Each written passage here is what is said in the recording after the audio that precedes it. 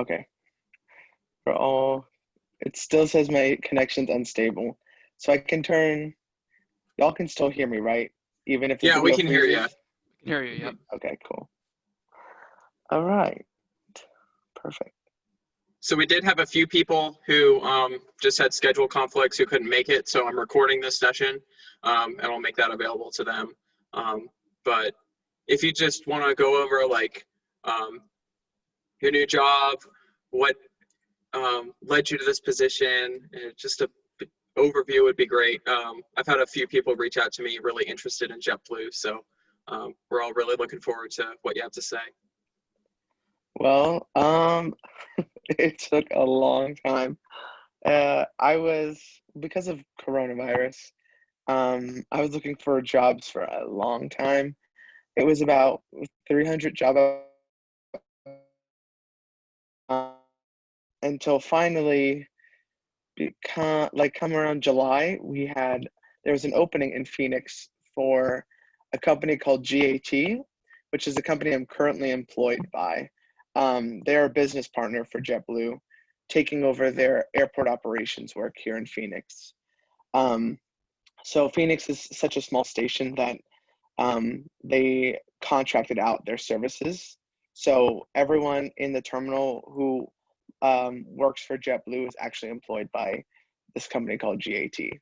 And for me, because I knew that getting back into corporate work probably wasn't going to be realistic, especially with all the downsizing and quarantines in place where everyone works from home, I was like, okay, I guess it's just time to go into the airports then.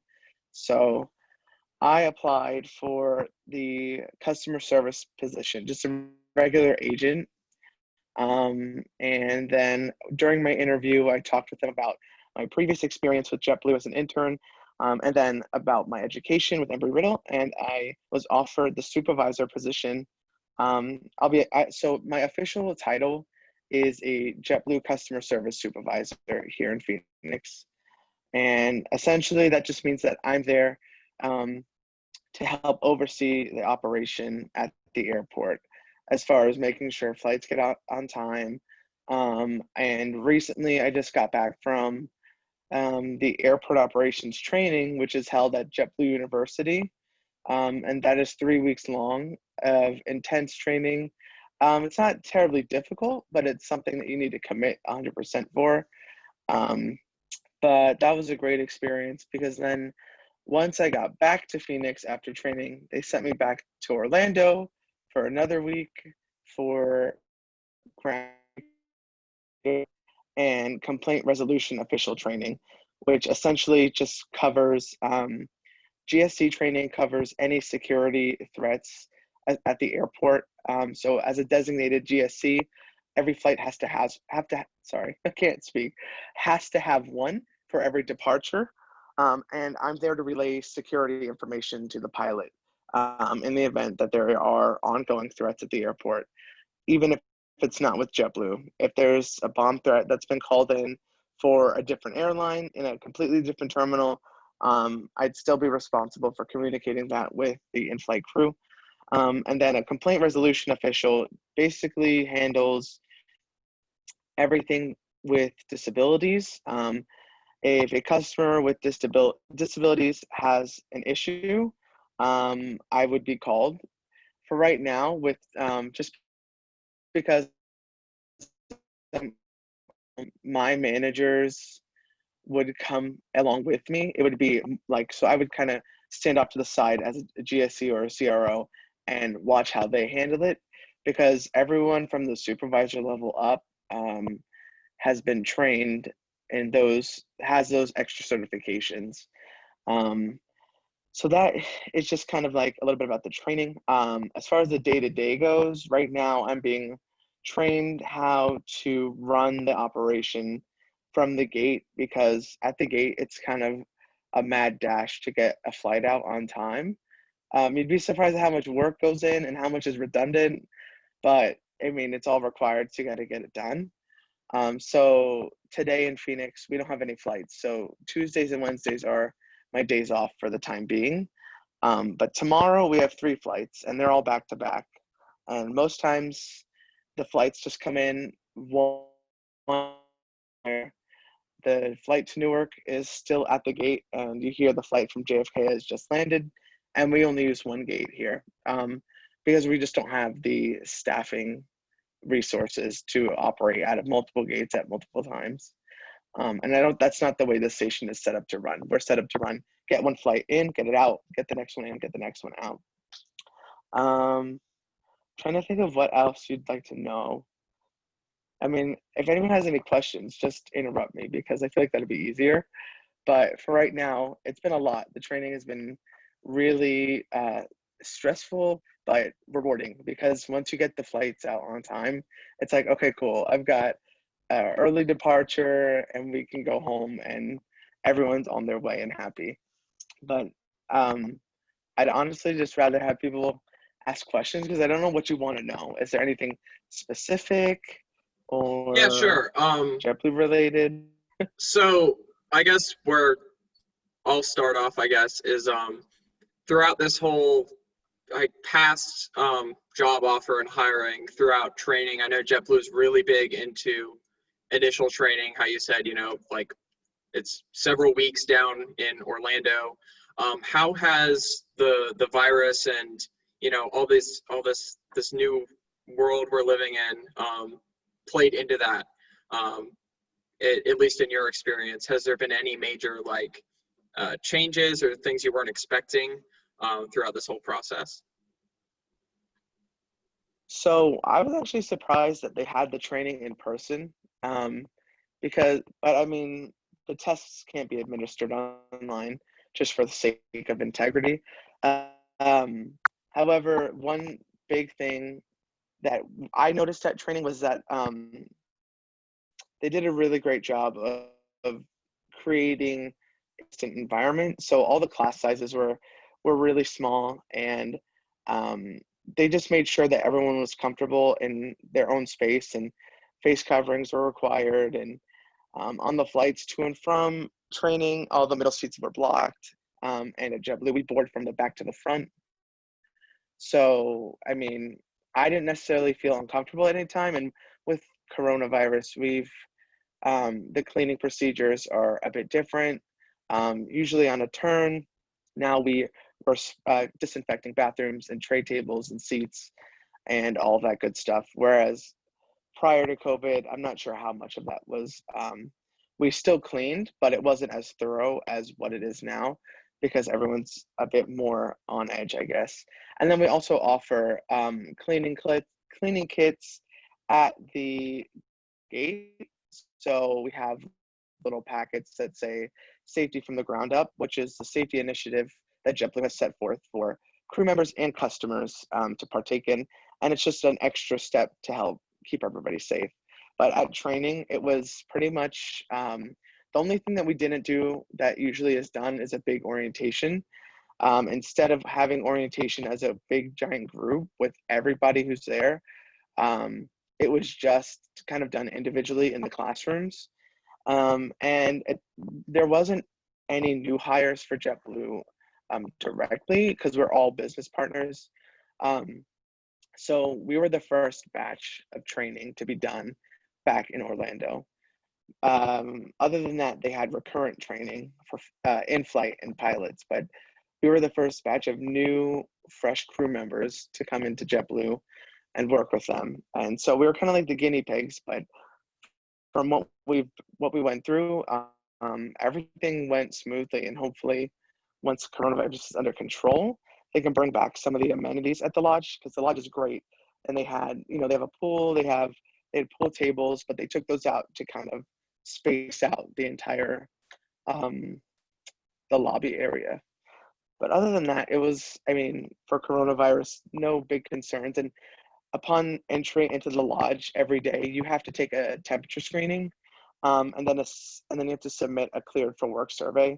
So they'll ask you it's like a health verification form. So before you even go into class, everyone goes through it, and even the workers go through it there as well.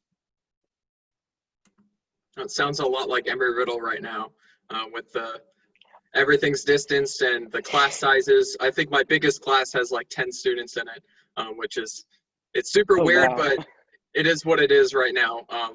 And I'm glad we're in person, as you know, I'm sure you felt the same way with JetBlue. But I know you're, more hands-on on the front lines at JetBlue. It's almost like I see in the news every day of a customer having some sort of incident on a Delta flight or a Spirit flight, with the whole social distancing thing and mask wearing. I know you've only been there a short time, but have you encountered any difficulties with customers, or any of your fellow employees with this whole thing? So one of the things that I'm responsible for as a supervisor is to ensure that while all of the other crew members are preparing the flight for departure and boarding, I'm in charge of technically making sure that everyone has a face covering. And so far, everyone has been compliant. I haven't had any big issues yet. However, we've had some, because JetBlue transitioned to the business partner. We've had TSA kind of observing us a lot lately, just because at the airport, it's in a secure area. So they test us frequently to see if we actually know what the regulations and rules are. Because if you leave a gate door unattended and somebody walks down the jet bridge without being allowed to access it, that's a violation against us. And for right now, the other day we had something where TSA decided to do enhanced security screening for every customer on one of our flights. So the flight arrived in from JFK, and we went down to service the aircraft. And then when we came back up from the jet bridge, sure enough, we've got TSA lining up against the queues that we've created. We had bomb sniffing dogs, we had drug sniffing dogs, we even had federal air marshals that were assigned to the flight. And it's just kind of like you panic for a minute and then you realize, okay, you've got it. We have manuals that cover everything. And of course, we have our trainers there as well who are just great in terms of letting us know what we need to be doing and just making sure that we're doing it correctly, because we are under such a microscope in a high security sort of situation like that. But Yeah, no definitely. difficult customers yet. Yeah, I'm glad, and we'll knock on wood and hope that stays the same. I know It'll come once we have irregular operations. Oh yeah. So I know you spoke about how you're with the third party contracting agency. I know you also did your internship back when you were at Riddle. How would you compare working in Long Island City at JetBlue headquarters as opposed to working through the ground support agency, how you are now? So they're two completely different ball games, because the operation is a little bit more stressful in terms of time, and sorry, my brother's in the background trying to make funny faces, so Oh, you're good. It happens to me all the time. They're working in the office it's fun and it's a great experience, and I would do it again. But I've also wanted to try working in the operation, and the operation is so different, and there's a big learning curve because you're on a time crunch. Like, once that plane is on the ground, you've got 50 minutes to service, clean, and reboard the airplane. And when you take a delay, you need to have a reason why you took a delay, and you have to write in length what happened. And it's kind of, you get a rush, because it's like I said earlier, when when you close the boarding door and it pushes back and you wave goodbye, it's like, oh wow, what a sense of accomplishment. And I think I prefer the airport more. And honestly, you feel like, even though I'm with GAT, which is a great company just to get your foot started, to get your foot in the door, because for right now, I'm extremely grateful that I was hired during a pandemic in the airline industry with the airline that I would love to work for. And right now I wear JetBlue uniform. I've got JetBlue credentials. And right now it's just like I work for JetBlue and GAT. It's complicated, but I mean, I'm working directly with the brand and it's definitely great. And the operation is something that everyone should experience at least once. And on an internship level, a corporate office is something you should definitely experience as well. It just makes you a better, well-rounded candidate, in my opinion, because from here, I can make a better judgment call on what my next career move would be. Yeah, that's really cool. I know I've kind of heard similar things about you want to get a feel for the corporate side of things, but then I mean you can't really make decisions as a corporate employee without having experienced the front end of the operation. But I know you and me have Yeah, and spoken a little bit about. Oh, sorry. Go ahead, Alex. Go ahead. I was gonna say something else, but it disappeared. You keep going. Oh, you're good. Sorry, you just cut out a little bit there. I was just wondering, while we were speaking about the internship you did, I know you and I have spoken a little bit about it, but just for some of our other members, how would you describe the JetBlue intern experience? Like what kind of projects did you do? What was your day-to-day like? Because I know right now, obviously, that's not really in the near sight, but later on down the road when things get back to normal, hopefully, we'd love to maybe apply for something similar. Yes. So as an intern, I was on the tech ops team. I was in the tech ops department on the project management team in tech ops. So every day, I was working on various projects that were assigned project managers. So I was just assisting them where needed in terms of the scope of the projects I was working on, process improvements, iPad. You wouldn't believe how much work goes into updating iPads for crew members, making sure that the learning material was created for tech ops crew members because some of them don't know how to work iPads. And then I was also involved with a larger scale project that covered the entire summer. And it covered 10 weeks of creating they used to call it the Just One project, where it was your group of interns came up with an idea that either created revenue or reduced cost for the company, and then he presented it to the entire executive suite of JetBlue. And usually all the department heads, the CEO, the COO, CFO, all attend that giant presentation in their emergency command center. And they basically drill you about what your project entails and what are the implications of the project and how much money it would make. So every day I had a lot of meetings. That's what kept you busy. I never spent more than an hour at my desk every day, except for my first day. Because my first day I was basically just getting accustomed to tech ops and just reading a bunch of the manuals we had, just to get familiar with some of the terms that are commonly used, because every company loves acronyms and each department has acronyms. And on the weekends, what was nice as an intern was that you got to make use of your travel benefits. And as an intern, you get full travel benefits on JetBlue for international and domestic travel.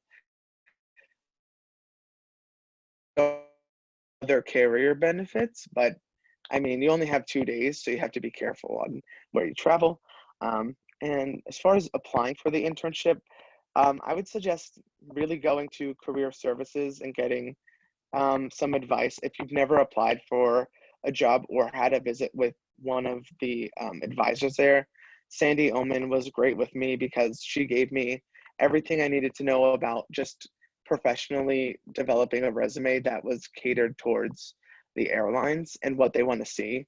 And it took me 3 years to get an internship with JetBlue.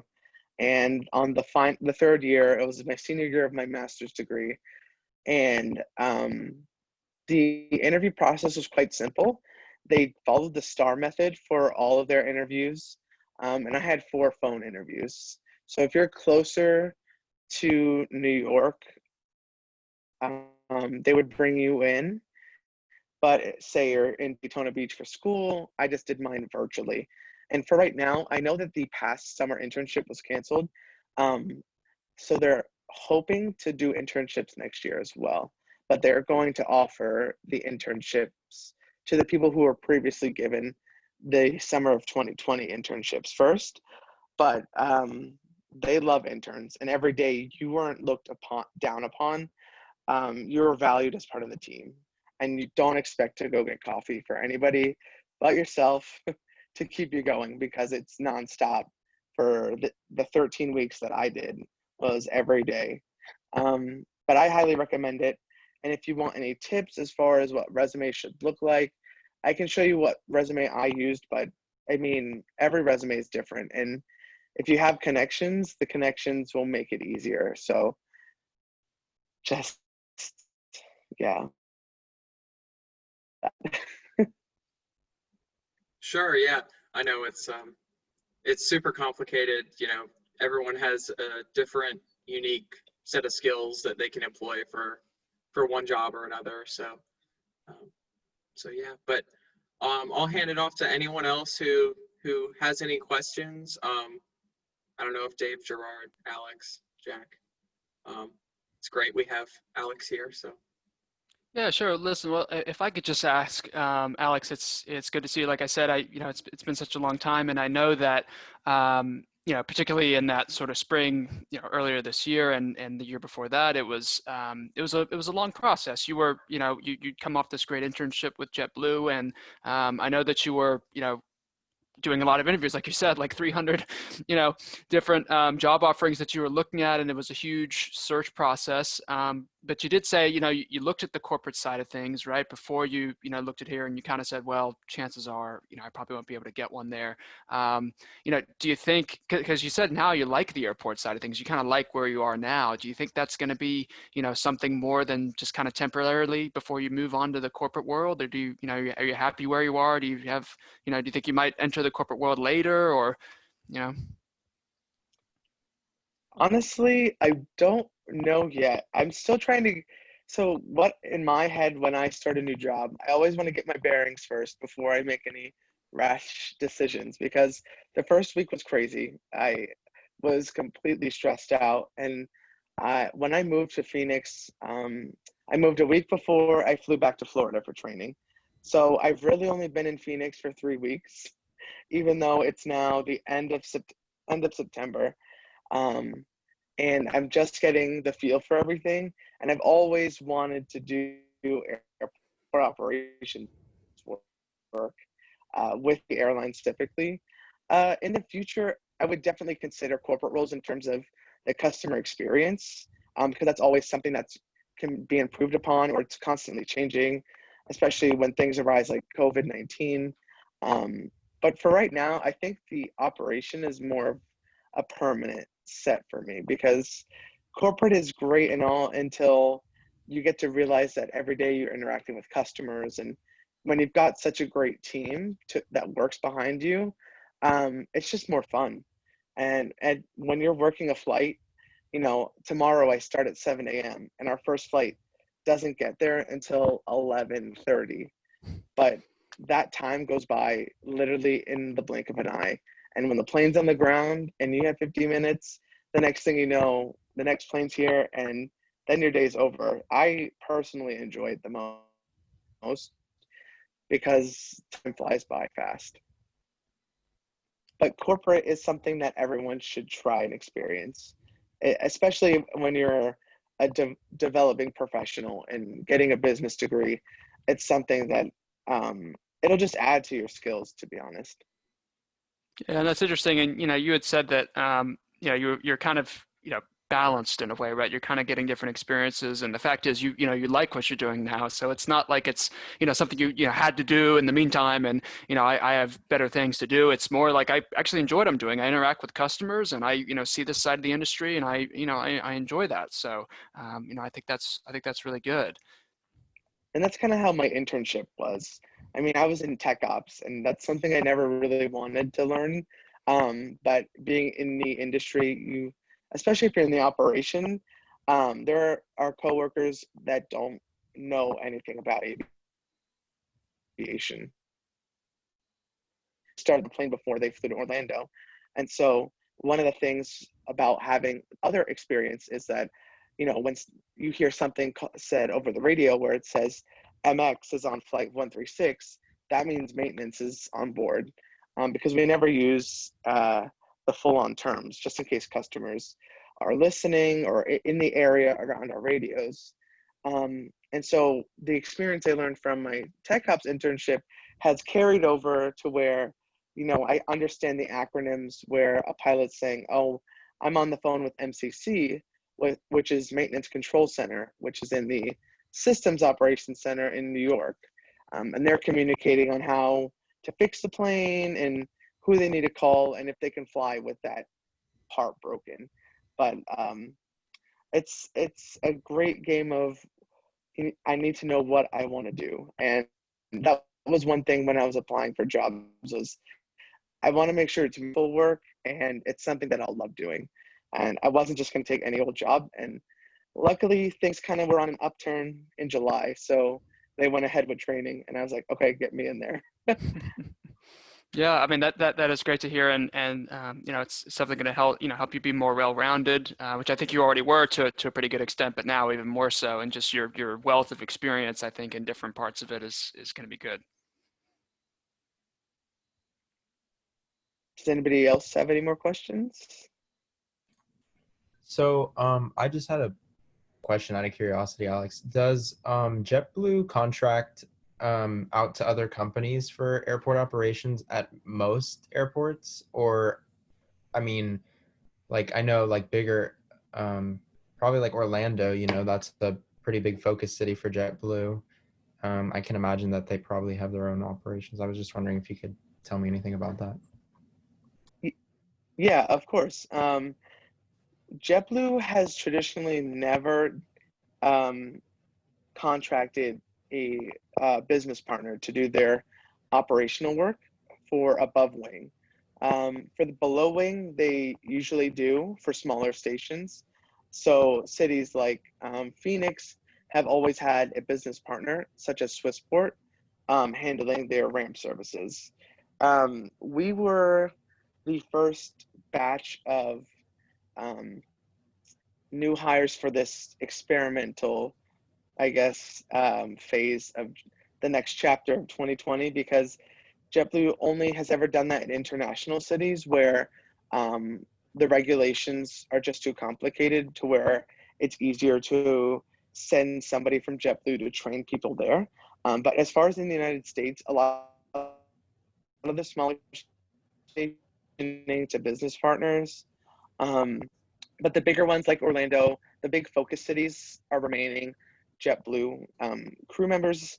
And there is, so for right now, like my goal is to eventually be employed with JetBlue, but because right now I have all training done by JetBlue. I'm going by JetBlue procedures and policies, and my managers are directly employed by JetBlue. I have a general manager with GAT, and then we have 2 JetBlue supervisors who work in Phoenix as sort of training liaisons, as well as a point of contact for customers who want to speak directly with JetBlue.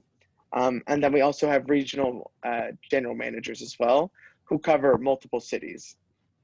And for right now, a lot of, I believe 20 cities are transitioning to business partners.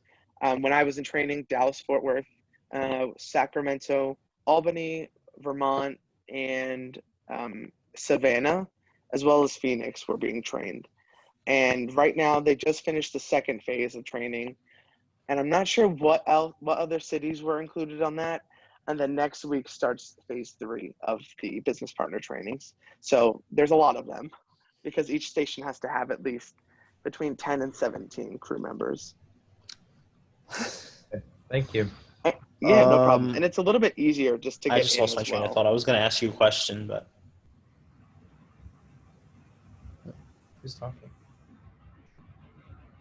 Was that Gerard? Yes, it was Gerard. You guys are all paused for a minute. Oh, okay. Sorry, my internet connection is unstable again. My internet goes out all the time here. What was I going to ask?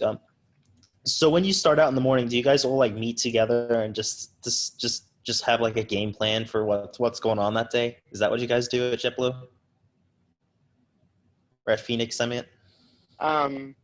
Actually, that's something I didn't even touch on. So like a day in my role as a supervisor, I start work an hour before other crew members come in. And my list of duties just kind of keeps expanding as I get more comfortable with my role. But right now I have a checklist that I go through, and essentially I brief the team of what we're expecting for the day. And we'll brief for each flight. For right now, everyone's on the same shift because the flight times. Towards the end of the month, JetBlue has added back Fort Lauderdale flights, so the shifts will be kind of staggered. But for right now, I start my day off and I go in and I update our briefing sheet, which basically covers all of our special requests, wheelchairs, how many customers we have coming in, the estimated arrival times, and I then go ahead and call our business partner prospect for wheelchairs, make sure our air to ground radio is working, so when the pilot calls Phoenix, we have that working and ready for when they arrive to let them know what carousel we'll be going from and what gate they'll arrive into, and if there's any other issues that arise. And then once everyone does come in, I do a daily shift briefing with my manager, and we just talk them through what we can expect, especially with international customers. It's a learning curve for that as well, because it's a different process. Especially with COVID, we have to make sure that every country is has the proper requirements to enter their destination, or else the airline JetBlue will be fined by the government that sends back the customer. So it's a pretty big ordeal if you don't thoroughly check what the customer is, what's required of the customer. Mm-hmm. Then from there, we just break and everyone is assigned a station, an area in the station for the day. So for right now, we've been rotating shifts. I've been staying at the gate just so, God forbid, something happens to my managers. They can rely on me to be there to make sure flights come in and out. And then we also have counters, the check-in counters, and baggage service office. And the baggage service office is where customers go if a bag has been lost, it's been damaged, or it's just delayed and it's coming on another flight. And then at the end of the day, I have another separate checklist in terms of closing out the station, because there's going to be days where my managers won't be there for the time being because we're all new. They're kind of there to guide us through everything. But like I'll have to do all the closing paperwork in terms of our station summary of fees that we've collected, vouchers that were issued for customers, and then updating the field condition reports for the airport. It's a digital system for a lot of those things.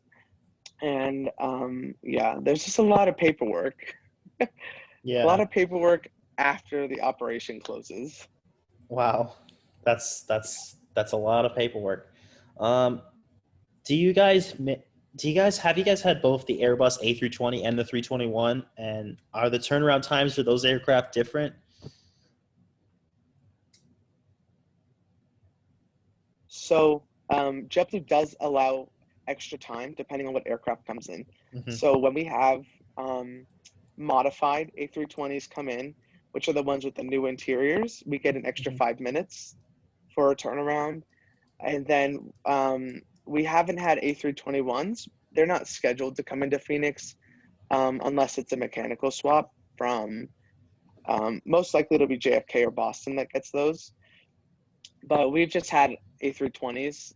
I'm hoping that we can get an A220 because some of the flights to Fort Lauderdale could probably support that, but Mhm. who we really don't know anything yet in terms of the schedules for November. For right now, all we know is October, and because everything changes. But for right now, it's just been A320s. And the other day, we got the vacation pack delivery and the Boston Celtics delivery. So it's pretty cool to Mm. see all these planes Yeah. come in that you've seen pictures of, and now you're like, oh, I get to work on those. I get to operate those flights. Yeah, And you that's hear nice. customers go, oh, wow, look at all these planes. Like, look at that plane. It's Boston livery. I'm like, yeah, that's JetBlue. Like, fly us next time. Yeah, that's really awesome. Yeah. Nice. And I try to get pictures, but I never have any time. Like, it's a mad dash. Like, that we have 11 minutes to service the plane. And Wow. by the time I get back to the gate, there's a whole crew waiting to be verified and checked in to work the flight back. And then you've got a Gee. line of customers out at the podium Uh-huh. looking for Yeah. something and needing assistance. So I'm like, I can never get a picture. hmm I wonder how much it would take for a regional jet to turn around, because I feel like 15 minutes would be too long for a regional jet. I feel like a CRJ 900 would probably be a 30-minute turnaround time. Yeah, so I think one of my coworkers works for Piedmont here in Phoenix. Uh-huh. And she was like, yeah, we had 30 minutes max to turn around a CRJ. Wow. Yeah. That's interesting. I mean, they're like half the capacity. Yeah, that's 'Cause true right now, though. I mean, if it was like a Saab 340, that would probably take like 20 minutes. You know, that's right. very interesting. Actually, right now I'm in airport management, and we were just going over turnaround times for aircraft gates, and I'm really interested now in all the different aircraft turnaround times for some reason. I don't know if they got like a set timeline or something. Yeah, If it's, usually it's set by the airline will yeah. have guidelines for the crew members at the airport. And so tomorrow's gonna be a little bit tricky. When I called the gate coordinator in Phoenix to figure out Uh-huh. when and what gates our flights will operate out of, it's kind of a puzzle, because if the flight arrives early, it might run into an issue of waiting too long. And then Mm. that's when we go into emergency crisis mode, where we have to try and spread our resources out over the terminal and try and find them a new gate if they're waiting too long. But hopefully, due with the middle seat restrictions, we can turn planes usually, like 10 minutes earlier than the departure. So that might reduce some of the headache. But that's what I keep thinking about. On my day off, I think about the next day. Or if I get off work, I think about the next day, because I want to be prepared and I don't want to be surprised with 20 different issues when I walk in the next Mhm. morning. Yeah. Yeah, that's a very interesting job. Yeah. All right, so before we let Alex go, does anyone else have any more questions? I know I just saw Olivia joined. If you missed anything, I'll be posting this on YouTube later, and I'll send out the link. But any last minute questions for Alex, while he's here? And I'm sure he has a busy schedule, so.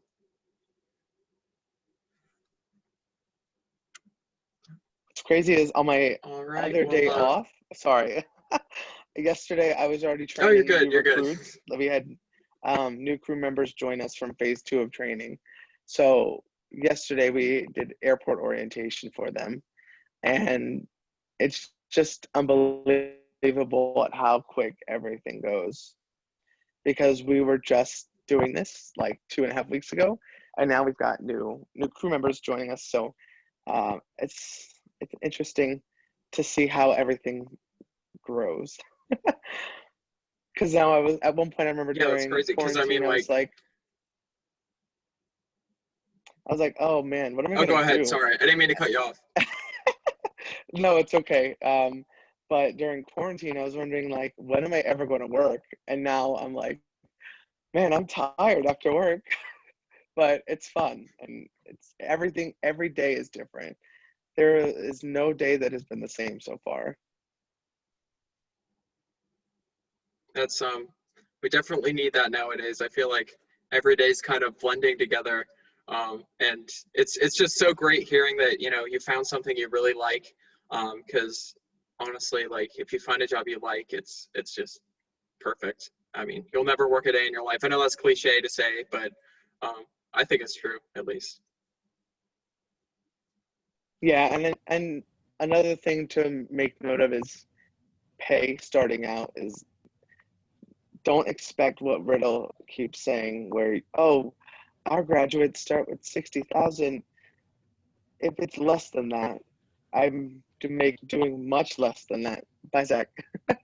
um, it's the job that matters more, like the work, because I would have taken this for, I was going for just an agent position, and then I inquired about the supervisor role. But pay is one thing, but the thing for me was making sure that the work was more worthwhile and that it was enjoyable. Because the pay will come in time. It's just right now, it's a little bit finicky with COVID and that whole situation.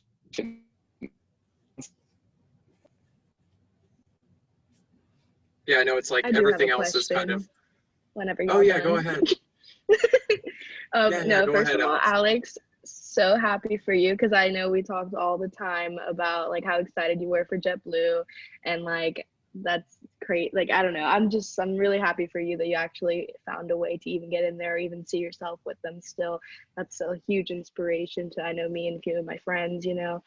Um, but my question's kind of broad, but what aspects of like undergrad or even masters do you feel like prepared you to be like where you are now? So that can be like how you said like Sandy Oman helping you with your resume, or even like, oops, sorry about that, Excel and classes or anything like that. Like what helped like prepare you to get to where you are, you know? Honestly, I'm not trying to discredit my education. I think in a general sense, it creates a more well-rounded candidate in terms of being ready to work.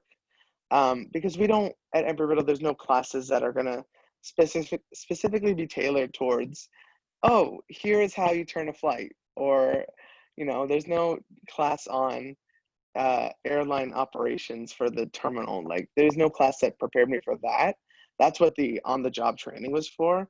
But in terms of being prepared for leadership roles, because some of these positions don't require, you know, advanced degrees, but the leadership roles do, and that's what I think my education definitely helped fuel the decision for them.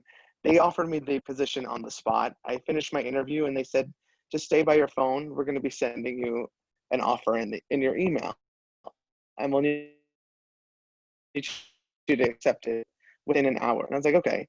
But the education I got from both my undergrad was just, it created a better person for me at work, because in the airline you have to be on time. There's no 1 minute late, 2 minutes late, and you have to be diligent and you have to be committed, because if you're showing, you know, half the amount of attitude that somebody else could be, it's going to show in the results. And everything in the operation is measured. There's always a key performance indicator that's being looked at, and that's part of another report that we fill out while we turn a flight. And my education just created a better person to go into the work environment, because some people don't have that drive, and that was noticed at training. Phoenix originally started out with 17 crew members, but there were 7. And that's just the quality in terms of who was hired, and who was just that committed in terms of the work at hand. So I think just having your degrees, it gives you that motivation to put it to work.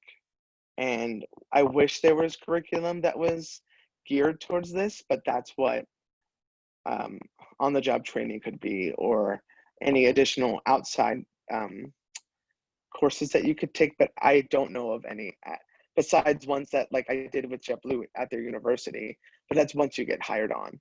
It just creates the mindset of, okay, I'm qualified and ready to work. And then that way your managers are ready to realize, okay, they're showing signs of leadership.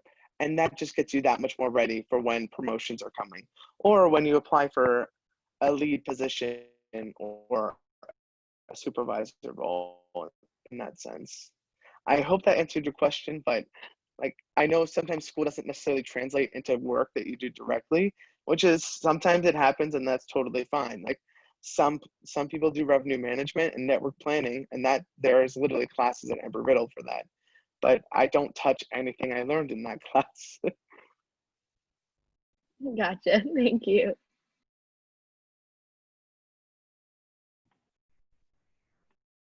Anybody else? I'm also on Instagram, so y'all can hit me up there.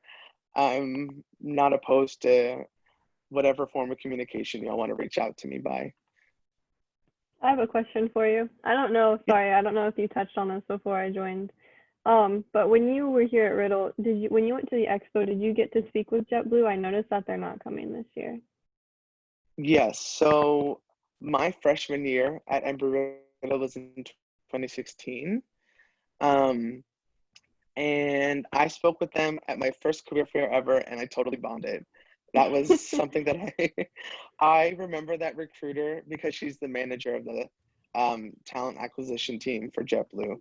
Mm-hmm. And I actually wound up meeting her once I had my internship because she was the manager for all of the interns. And I don't think they ever came back to Embry-Riddle. I know they have their gateway program, but that's mainly geared towards pilots.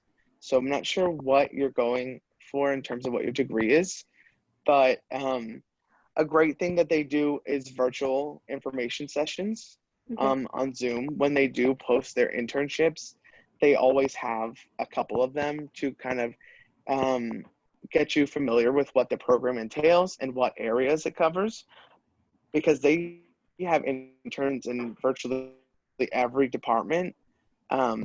And it's just even, environmental sustainability. They just don't have airports as a department, which is kind of sad because I wanted that. But just keep an eye out if they do post their internship positions, because they usually post them around this time frame. However, with COVID, I don't know how soon or how late they'll start looking for candidates, because next summer could be a totally different situation. So I would just keep an eye out on their career page, because they'll have, once you apply, they have all your information. And what they did was they just sent out links for years that they didn't come to our school specifically. And they would just send you a link to a Zoom that you would attend, and they would show you everything. But yeah, Awesome. I wish they would come back to Embry-Riddle more. So hearing that you bombed your first interview, what advice do you have? I set up a couple one-on-one sessions today, and I'm so lost about what to ask and even where to go for stuff like that. Sorry, this is completely different topic now, but. No, that's okay. So, do you mind if I ask what year at Riddle are you in? This is my first year. Okay, so it's all overwhelming. I was totally unprepared, and it's okay to be not know what's happening, because that was me. I was like, why are people calling me back for interviews? Why can't I get this job? I'm totally a fit for this position. It's just how you present yourself. So the way I best prepare for interviews is watching YouTube videos that literally go over star questions and just responding to them out loud, or even on my way to class. So I lived in New Smyrna, which is 30 minutes from Embry-Riddle, and every day into school, I would just ask myself questions and then answer them out loud, because you need to speak, and you can say all the right things you want in your head, but my best advice is just to go over questions and you'll get comfortable with them. And then of course, bring in your real experience with you. Making stories up to impress an interviewer is a lot harder than just speaking the truth of what you already know. And my best advice for myself is, I already know what I've done already. I just need to tell somebody what I've done. I'm not looking to sell them a story. It's just, here's what I've dealt with and here's what I've done. And that's the best that I can be prepared for. All right, perfect. Thank you.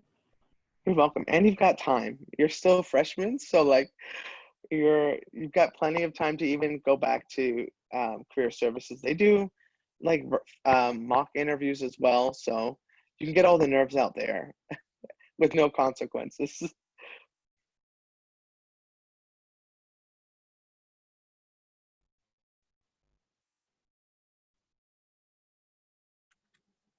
All right. Well, if no one else has any more questions, I'd really like to thank Alex for coming in to talk with us.